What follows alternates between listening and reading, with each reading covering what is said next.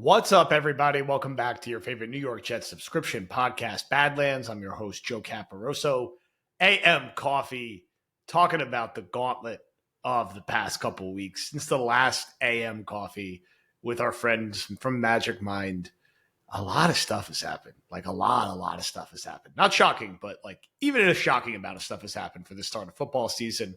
No need to remind you, but the only way we do 15, 20 podcasts a week is thanks to our friends at Magic Mind. Have it every single morning. Have it with my coffee. Cold, goes down smooth, tastes good, all natural ingredients. If for whatever reason you don't like it, there's a no strings attached refund.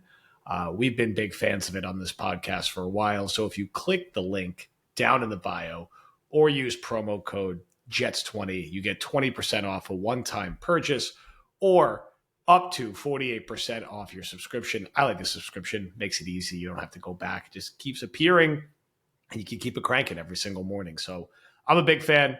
I have it every morning. Check out Magic Mind. So as I was saying, about 2 weeks ago, we recorded one of these, and it was right before everything was going to ramp up. And since then, the Jets pay Sauce Gardner, pay Garrett Wilson, get Mason Taylor into camp, start training camp, deal with a Justin Fields injury scare. It's been eventful. And, for the first full week of practice, like it's been, besides that, I don't think anything too shocking has happened. We've been able to sort of cover the ground of some early pleasant surprises. A guy like Brandon Stevens playing well. The Jets seemingly using their linebackers and defensive backs to blitz a little more. It seems like it's very wide open at receiver. Once you get past Wilson and Reynolds, it seems like it's very wide open on the defensive line. They're going to slow play it with Jermaine Johnson. You get a little bit of chatter of AVT getting an extension. Nothing too crazy or shocking. Avoiding the bullet with Fields, man, that day was still insane. And in retrospect, it seems so silly. The dude literally dislocated a toe. He's day to day. But that 35 minutes of panic, which Will and I covered a couple days ago, was wild. Also, a couple thoughts on. So I had an interview with Aaron Schatz on the feed yesterday, sort of an extra bonus episode, and I thought it was good to hear someone else's opinion who was, notably more down on the Jets than I think most of us are, and while keeping perspective that I believe both Connor and I, if you asked us today, would say the Jets are like a 7-10 or 8-9 team. Depends how the next few weeks go. And I don't think Aaron said anything overly different than that. Just the way he approached it was maybe a little more direct. And I don't think it's a crazy thing where you can get mad at someone if they're like, look, Justin Fields hasn't really been good to date. And if he's not good, the team's probably not going to be good because you need a good offense in the NFL. I do agree with the sentiment that if the Jets are going to be competitive, they got to run the hell out of the football, which is unconventional for today's NFL. With how Fields could run and with the running backs the Jets have and their offensive line, they do sort of have a path to being a uniquely talented team running the football. And if they can play good defense, that's your recipe for like a scrappy, better than expected 8-9, maybe 9-8 team. That's, in my mind, your best case scenario for the Jets this year. Your worst case is you're just like a flat 5-12 team who just can't run, with some teams with more talent, both on defense or throwing the football. It was interesting to hear that perspective. And I've always been a big fan of the DVOA system. We've used it a lot in our content at Badlands. So I thought it was an interesting conversation. Even if I would say he's like, I'll call it 10 to 15% more pessimistic on the team than I am. And again, I'm saying this team is probably a 7 or 8 win team right now. I haven't seen anything to give them more. I think they will be much better coached than last year. I think they will have a pretty good defense. I'm worried about the defensive line, but I like a lot of the pieces they have. I'm a little worried about kicker. I'm worried about the depth at receiver. I want to see Fields fully healthy, and he will be, considering how minor the injury was. But we got a lot of time still. I know camp has started. We're still got a full week in July before we get into August. So, we're going to start getting into more intense practice. Joint practices with the Giants is one to watch towards. I think Fields will be certainly 100% by then, good to go against a different team. you only learn so much in the preseason games. We'll get bits of different things, but ultimately, I feel like with preseason and each passing year, I forget to remind myself of this. It's like, we're going to learn so much today. And then you kind of leave the game and you get like one or two tidbits maybe that really carry over and translate to the season.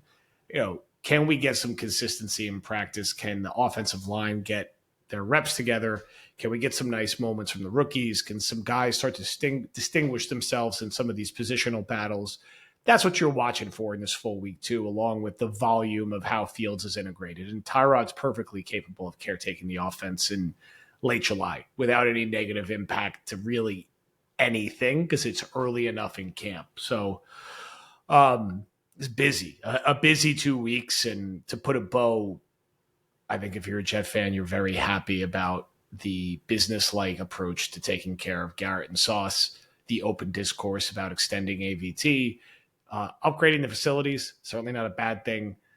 Being direct with the information around Fields' injury, those are all positives. Now, they're all like, no one's going to be talking about this if you lose the first couple of games of the season or you're non-competitive. And the Jets are going to be underdogs the first 2 weeks of the year, right? They're playing two teams who made the playoffs last year. The Jets haven't made the playoffs in a long time. They're going against Mike Tomlin and Sean McDermott. These guys have won a lot of football games. And I'm very excited about Aaron Glenn, but he hasn't won anything as a head coach yet. So I do think those are things to keep in mind where if the Jets could come out and throw some haymakers early against those teams and steal one, you're going to be like, wow, all right, I feel good. They were prepared.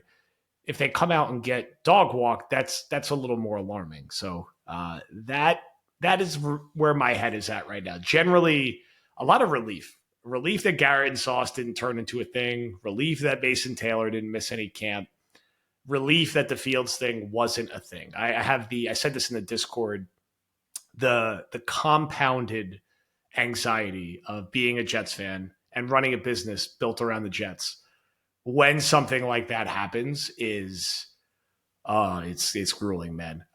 And just the air coming out of the balloon in a season, and it feels is the 25th best quarterback in the league, maybe, until he proves otherwise. It doesn't matter. It's a starting quarterback. There's upside there. There's variance. It's something to hang on to and get excited about. Rightly or wrongly, we'll find out. But that 35 minutes of everyone being like, well, season's over. Well, we're on to draft season. Well, you're like, God damn, can I at least get to October, November, December before we have to do this? And I hope we could get to December and January before we have to do that. We're always ready. And we were ready to pod right after if it was bad and we were able to chill a little bit. But God damn, man. Let's everyone stay healthy in training camp, for God's sakes. Quick business and Badlands updates. We're humming. It's interesting timing because I will be recording one more podcast in War Room with Connor this week before we have our baby. We have it scheduled to occur this week, although you never know with schedules. Certainly, it's my third kid, so I'm a bit of a seasoned veteran, but it's been a bit. My current youngest is going to be 5 in December, so I'll have a little bit of a gap here. So you'll see me on the feed in the early part of the week, and then I will be in baby land in the back half of the week, listening, watching, following, but most importantly, spending time with my wife and daughter, and then my sons when we get all back together. And obviously very exciting. And in terms of the business, it's been really cool, some of the different stuff that's gotten off the ground. Again, I want to thank Bobby for leaning in so hard with some of the marketing campaigns we've been doing that have been really effective and just overdue for us. Paul for helping mobilize a lot of the merch. We got our alt logo hat live. We got our tank live.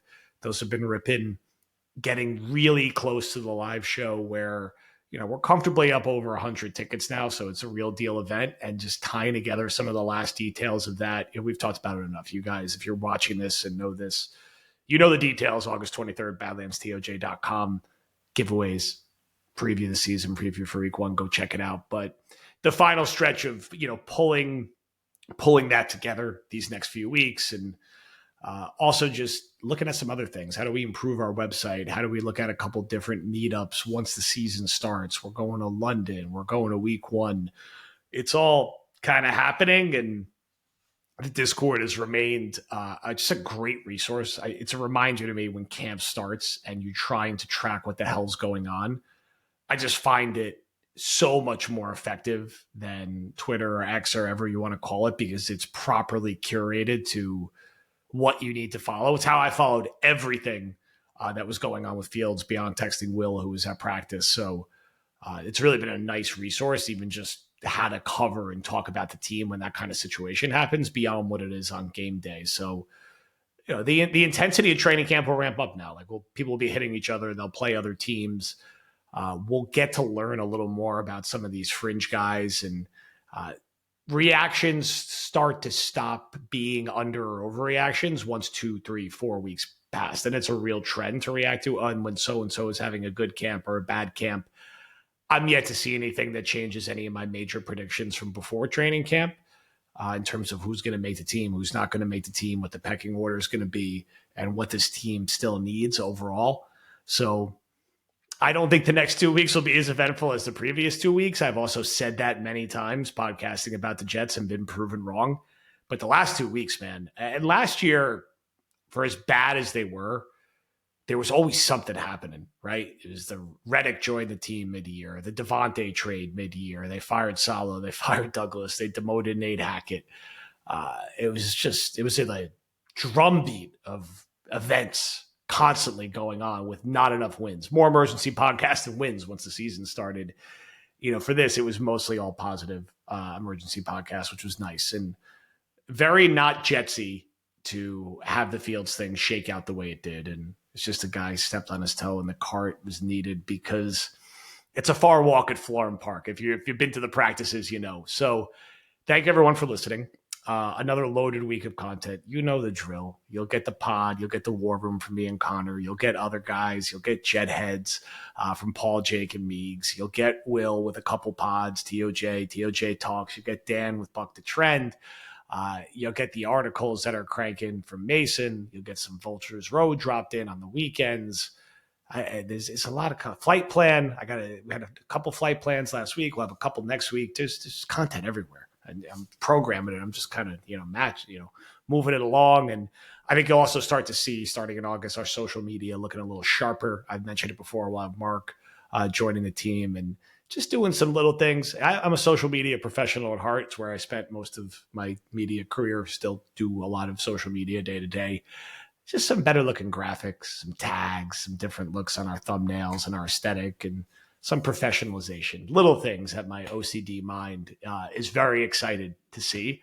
So it's going to be a busy August. Most importantly, first and foremost, very close to having my third kid, which feels insane. That's why it's like beard is like gray at this point. Also, my 6-year-old made me promise I would shout out that he scored his first touchdown in flag football. It was really a 2-point conversion, but I'm proud of him that he went and asked for the ball, Keyshawn style, and he got the ball the next play. The coach threw him the ball. It's a nice little jump catch, high-pointed it. Much like his father, can't really get open because he's a little slow, but has very good hands. So was able to use his height to his advantage. So it was exciting to see. Looking forward to my early stages of parenthood cheering on youth sports. I will say what's weird is that he's on the Steelers, so he's got to wear a Steelers jersey. You don't get a choice in these things. And, I mean, his season's over next week. That jersey's going deep into the shed or the garage or something, and he'll be back in his Garrett Wilson jersey. So Sunday, I'm coffee in the books. Thank you again, Magic Mind.